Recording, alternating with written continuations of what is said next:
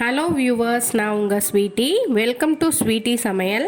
இன்னைக்கு easy and டேஸ்டியான mini பீஸா recipe எப்படி செய்யலான்னு பார்க்கலாம் வாங்க.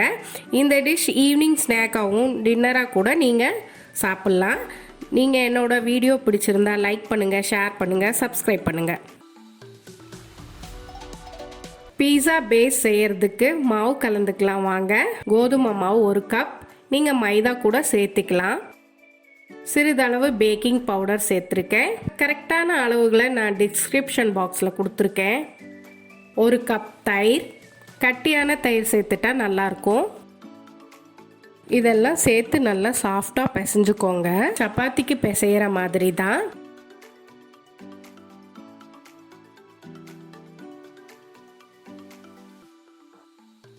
நல்லா பிசைஞ்சதுக்கப்புறம் கவர் பண்ணி 1/2 அன் ஹவர் விட்டுறலாம். ரெட் சாஸ் பண்ணிக்கலாம் வாங்க. 4 தக்காளியை மேலே சின்னதாக கட் பண்ணிக்கோங்க. அதோட பாதி அளவு குடமிளகாயும் சேர்த்துக்கோங்க. இதை ரெண்டையும் போட்டு தண்ணியில் நல்லா கொதிக்க விடுங்க. தக்காளியோட ஸ்கின்னை பிரிச்சுக்கலாம்.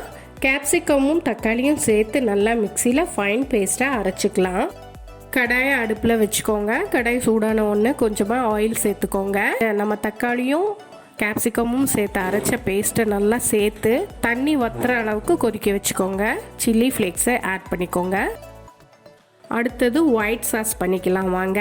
பாத்திரத்தை அடுப்பில் வச்சுட்டு 2 டேபிள் ஸ்பூன் பட்டர் ஆட் பண்ணிக்கலாம். அதுலேயே 2 டேபிள் ஸ்பூன் மைதாவையும் ஆட் பண்ணிக்கலாம். கைவிடாமல் கலந்துக்கோங்க. ஃபயரை கம்மியாக வைங்க.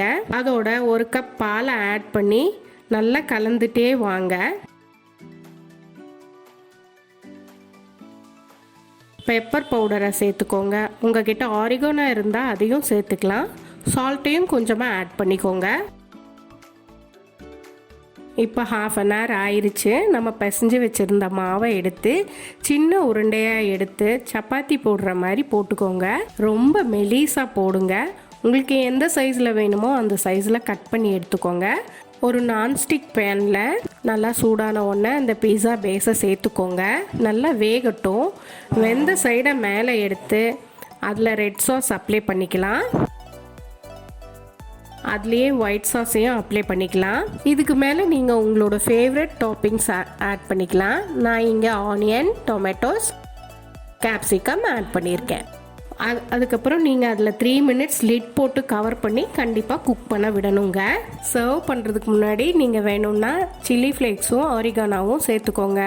அவ்வளோதாங்க, நம்ம டெலிஷியஸான பீஸா ரெடி.